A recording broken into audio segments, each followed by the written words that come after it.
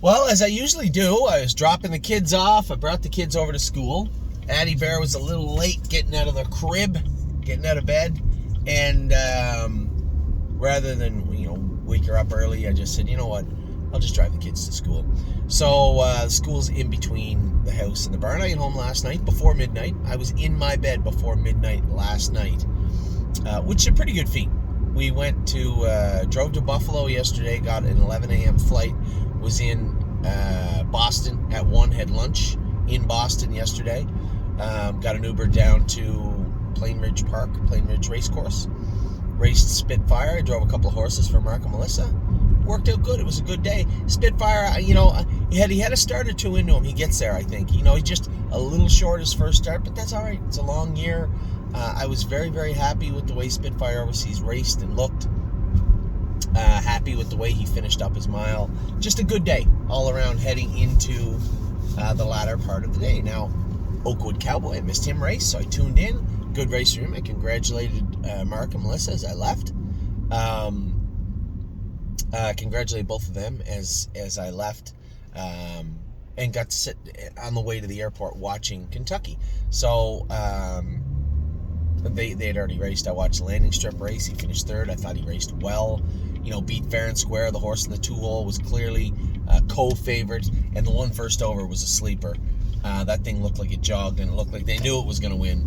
So obviously the pretty nice horse that won the race, and the one that finished second raced good too. We did all the dirty work and got beat fair and square, but the horse raced good. And as Joel, one of our clients, one of my partners, said this morning, maybe not a New Jersey guy. Not yet. You're 100% right. He is not a New Jersey guy yet. May never be, but it'd be a useful overnight horse at the very least. And I guess ultimately that's what we want out of our horses, is to be useful. And if you could do more and be a stake horse, great. And if you could be a great horse, awesome. And if you happen to find a world champion or two along the way, well, wouldn't that be great? So Landing Strip fits into the puzzle. Just a different puzzle than the one we thought he might. But still, a good story all around with that guy. He'll learn to be he'll trot 54, 55 this year. He'll be a pretty useful 3-year-old for us. But yes, you're right, Joel. Not a New Jersey guy yet. 100% right. Now, I thought Per Lucky raced fantastic. Closing on the end of it, finished fourth, beat maybe 3-4 lengths. I thought that Kyle drove him good. I thought that Eric had him good. Horse just raced really, really well yesterday. And good horses in there, like Golden Wall AS and the other horse that was cutting the mile. I mean, those are horses that raced in bigger races. Those are good horses. So Per Lucky finishing fourth and closing in on them. A great mile from him. Very happy there. Now, so south of the border, we did good. We won with Oakwood Cowboy. Third was Spitfire in the Battle of Bunker Hill. We were third with Landing Strip, and we were fourth with Per Lucky. But really, pretty good day across the board. And that all came crumbling down in the latter part of the day. The Canadian race horses did not race as well as hoped. White Tiger made a break. You could tell that White Tiger just wasn't perfect. If it was the shoeing, which I have to be honest, it could have been, I was the one that actually pushed for those shoes to go on that horse. I know that James wanted flip-flops. I think Dominic wanted to stay the course, the shoes that he had on, and I just thought that coming off a break, and James was adamant he just wasn't trotting the way he should be, a change I thought was needed. So we all talked about it. And ultimately he had flip-flops on before and raced okay, but he would get into his elbows and he would interfere behind a little bit with flip-flops on. So that, I lobbied hard for a change in footwear that he hadn't had on. We put the mushroom bars on him that we had on other horses, but we put the aluminum ones on. We put the lighter ones on. And it didn't work out. So I guess ultimately I have to blame myself for that. For Joe and all our partners, I apologize. I apologize. It didn't work out, and I have to believe it was the shoeing. I gotta blame myself on this one, and I know that it's the conversation we had. I just thought that the horse would be able to trot in those, and Well, I'll put it this way: of the three opinions we had, mine finished third. James wanted flip-flops on. He's raced in them before. Probably would have been fine. Dominic wanted to leave him, maybe leave him as is and look to do some vet work, or do vet work and make a minor change. I just thought that this made the most sense, and ultimately he agreed, but I know that I played a part in that. So that's on me. That's my fault. We'll requalify White Tiger. Do we add weight? Do we change the shoes? Do we put the flip-flops on? That's going to be a great conversation to be had here in a little while between James and I and Dominic. Now with Kemp, he just stopped. We scoped him after. I mean, there's only a few things that'll have a horse stop like that. Bleeding, sickness, choking. I thought maybe James choked him. It wasn't James' fault. He gave the horse a tremendous trip, and he just walked. Scoped him after, not a lot of blood, not a lot of mucus, no signs of shutting his air off at all, quite frankly. I suspect it's going to be found in his blood work, either tying up or GGT. I mean, his knees hurt him, and we're always trying to address them, but they didn't look like they bothered him to me last night, and they said he was fine after the race, so a little perplexing. I guess we're going to have to wait for the blood work to come back to find out exactly what happened with Unbeatable Kemp. But it happens. Now we'll stay close. You know, I think James knew he was in tough, dropped Louis in front of him in the first turn. It just didn't look like he had a lot of pop in the mile. And I can't really tell you why. I don't know. James had said, well, he doesn't like the back to the bike hobbles. Listen, James is a good horse person too, but I don't buy that argument. You know, the horse went in 52-1 with back to the bike hobbles on. You know, was he better with the belly bends? Yes, but you told me you tried to run the whole way down the lane. So, you know, and Dominic and I and James talk about this stuff all the time. And really just talk it through. You know, whether to play devil's advocate or bounce ideas off one another. It's a good mix, and I like it. You know, Dominic thought the horse was trotting good, looked good. James thought with the belly band hobbles on, he just wasn't as safe. You know, we saw him wrapped up going under the wire. We're like, wow, he looks good. And James said, yeah, he was good, but if I had to give him his head, he would have run. Oh, well, that's not good. So we put the back to the bike hobbles back on him, and James just didn't like him as much. So we'll talk. Another thing to talk about today. I mean, the overarching message and the underpinning of the entire problem of last night was that he was in too tough also. That's not Dominic's fault, and I can't even blame Mohawk. That's Classy Fitz. But if he's going to continue to be in where he's 12-1 going on the track, then he won't be going on this track.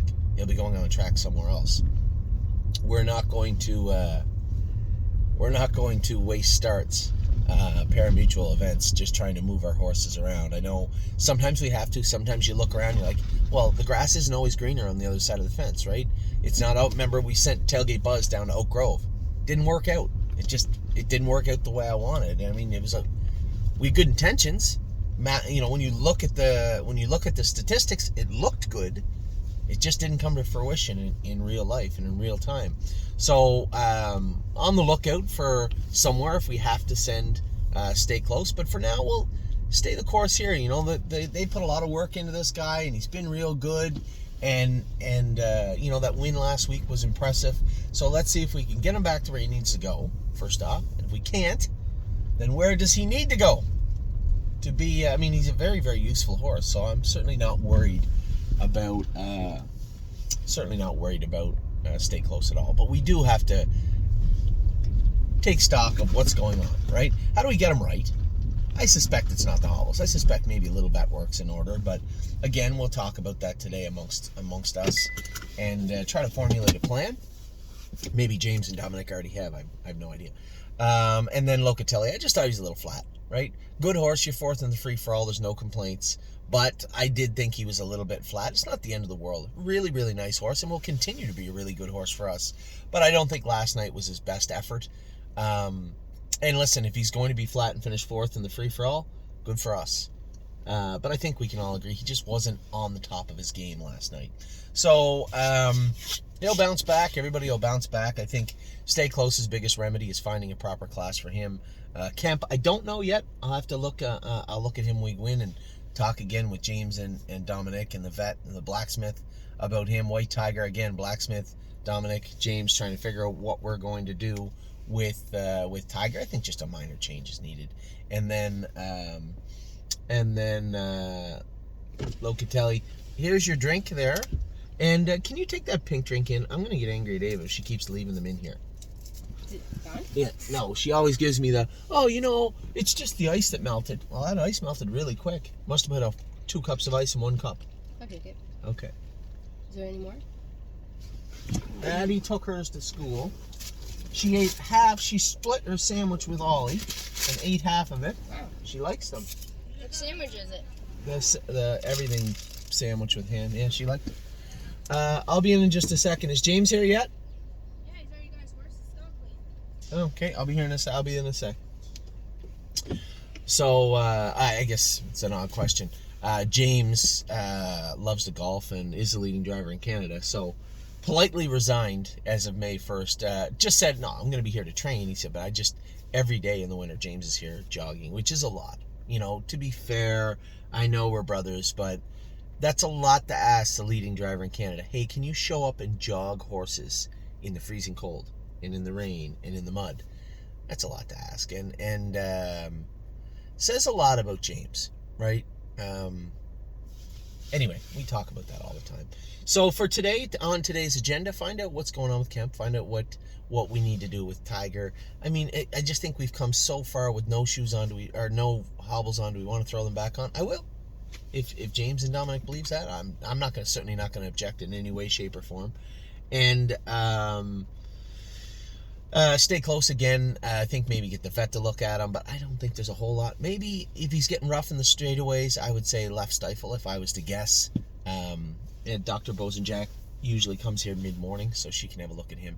And then Locatelli, just rinse and repeat. He's going to have good days, he's going to have okay days, and if his okay days end up with 4th in the free-for-all, I'm okay with that.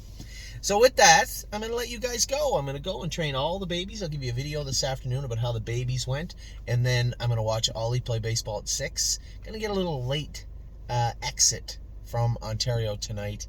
I do have to go to Ohio, train the babies tomorrow, race tomorrow night, and then come right back here Thursday. I opted for Brace for Landing. It looks like I'm going to drive Absolute Euphoria. So Brace for Landing, Absolute Euphoria, and my 1%. I opted for them over Swinging Senorita, Coupe de Ville, and Smoking on Irish Girl, because those 3 are screwed down tight in Ohio. They're good. Jason knows where all the equipment goes. He knows the filly better than I do. He knows the filly better than anybody. Swing Senorita. And Brett Miller, quite a driver change. I think Brett Miller does pretty good. I think I'm happy with Brett Miller driving those 3 fillies and me staying here. And quite frankly, I could have put James on them. My only concern was that James would pick off them. He would not have driven my 1%. He's not driving and was not going to drive Absolute Euphoria. And I don't know about Brace.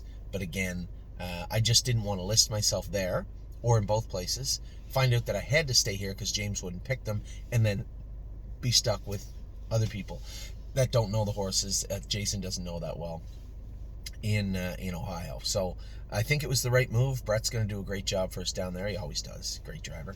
And I'm going to do the best I can here. So I am, as I said, all done talking to you about last night. On to today. I'm walking into the barn. I'm going to get some work done, train the babies right now. Take care.